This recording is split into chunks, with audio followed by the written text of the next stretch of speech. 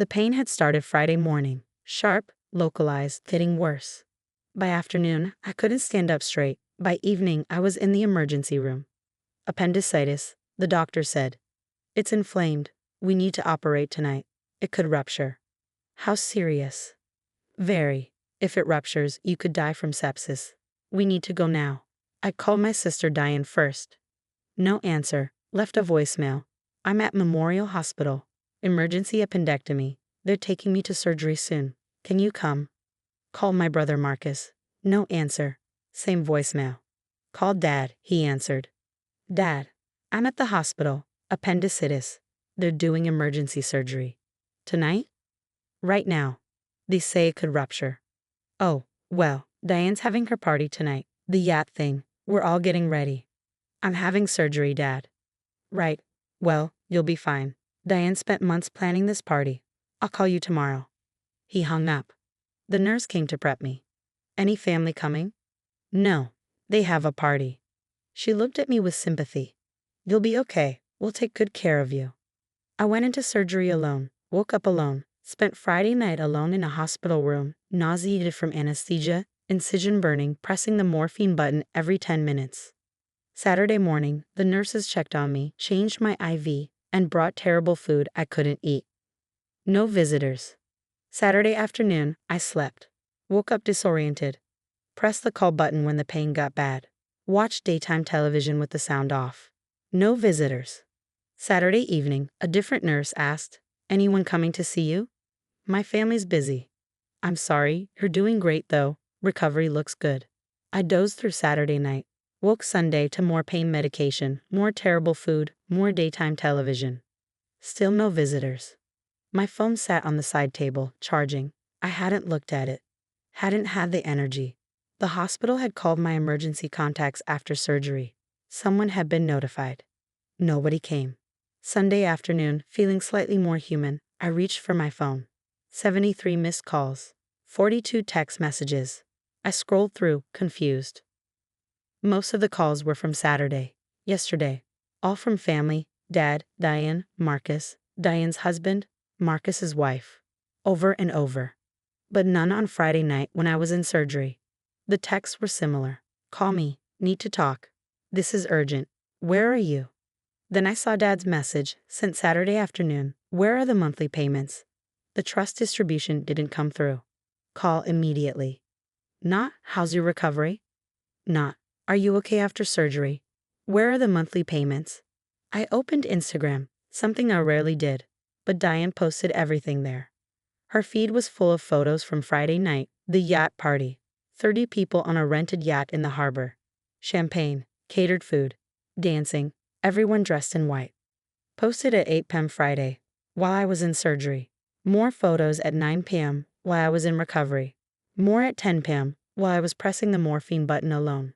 Everyone was there. Dad, Marcus, Diane's husband, Marcus's wife, cousins, aunts, uncles, friends. The caption, celebrating life and family, best night ever.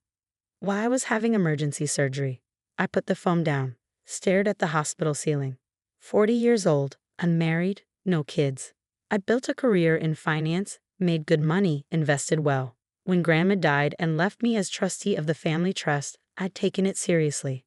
Grandma's estate had been substantial, $2 million. The trust was supposed to provide for the family, support them, help them thrive.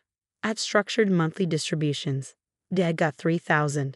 Diane got $4,000. Marcus got $3,500. Various cousins got smaller amounts. $10,500 distributed monthly from trust income and principal drawdown. $126,000 annually. For 10 years. $1,260,000. Given to family who couldn't visit me during emergency surgery because they were at a yacht party.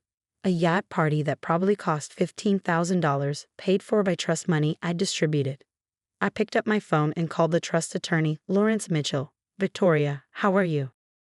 I'm in the hospital. Emergency surgery Friday night. I need you to do something. Of course. What do you need? I need you to restructure the trust, immediately. What kind of restructuring? Stop all monthly distributions, all of them, effective immediately. Victoria, that's a significant change. The beneficiaries depend on those funds. The beneficiaries didn't visit me in the hospital. They went to a yacht party while I was in surgery. They called 73 times asking about money. Not once asking about my health. I see. Can you stop the distributions? As trustee, you have discretion, but you should document the reasons. Create a paper trail. The reason is that I almost died alone on Friday while they partied. That's documented on Instagram. That would qualify as changed circumstances affecting your ability to serve as trustee. If you're questioning whether beneficiaries have the family's best interest at heart, you can suspend distributions pending review. Do it. Stop everything. Today. It's Sunday. Tomorrow then. First thing. No more monthly payments. This will cause significant disruption. Good. They can experience some disruption while I'm disrupted by, surgery. I'll draft the paperwork Monday morning. You'll need to sign. I'll sign from my hospital bed. After Lawrence hung up, I called the hospital social worker and explained that I needed notary services. She arranged for someone to come Monday morning. Then I typed a response to Dad's text. Check the trust fund. That was all. Just those 4 words. I turned off my phone and went back to sleep. Monday morning, I signed the paperwork. Lawrence had emailed everything. Trust amendment, distribution suspension, change of trustee powers. I signed it all with a hospital pen while a nurse watched my blood pressure. Everything okay? She asked. Getting better. Lawrence filed everything Monday afternoon and sent notification letters to all beneficiaries. The trust distributions scheduled for the first of the month wouldn't happen. I turned my phone back on Monday evening. 116 missed calls. 87 text messages. I ignored them all. Tuesday morning, Diane showed up. Actually showed up, in my hospital room, 4 days after my surgery. Victoria. Diane. What did you do? Had emergency surgery. You might have seen that on your calendar. Oh wait, you were busy. I mean the trust. Lawrence sent a letter. Distribution suspended? That's correct. Why? Why do you think? You can't just stop the payments. We depend on that money. You depended on me Friday night. I was having emergency surgery. You threw a yacht party. That was planned months ago, and I was having my appendix removed because it was about to rupture and kill me. Funny how emergencies work. We didn't know it was that serious. Dad knew. I called him. He said you'd spent months planning the party, so he couldn't miss it. He didn't tell me you called. Why would he? You were busy celebrating life and family. I saw the Instagram caption. Very touching. Don't be dramatic. I'm in a hospital bed with an incision in my abdomen. I'm not being dramatic. I'm being factual. So you're punishing us? I'm protecting the trust. Grandma left it for family who cared about each other. You proved Friday night that you don't care about me. So I'm restructuring. You can't do this. I'm the trustee. I can absolutely do this. What about my mortgage? My car payment? What about them? I can't afford them without the trust. Then you probably shouldn't have rented a yacht for $15,000. How do you know what it cost? I'm a finance professional, Diane. I know what things cost. And I know you used last month's distribution to throw a party while I almost died. You didn't almost die. My appendix was ready to rupture. The surgeon said I could have died from sepsis. And you were drinking champagne on a boat. She started crying. This isn't fair. You're right, it's not fair. It wasn't fair that I lay in this hospital alone, that I woke up from surgery alone, that I spent 3 days here without a single visitor, that the only calls I got were about money. We were going to visit. When? After you finished spending the money I gave you. After you posted all your Instagram photos? Victoria, please, leave. But, leave. I'm recovering from surgery. I'm tired. And I'm done. She left, still crying. Dad came Tuesday afternoon. Victoria. Dad, we need to talk about the trust. No, we need to talk about Friday night. That was a misunderstanding. What was the misunderstanding? I called you from the emergency room.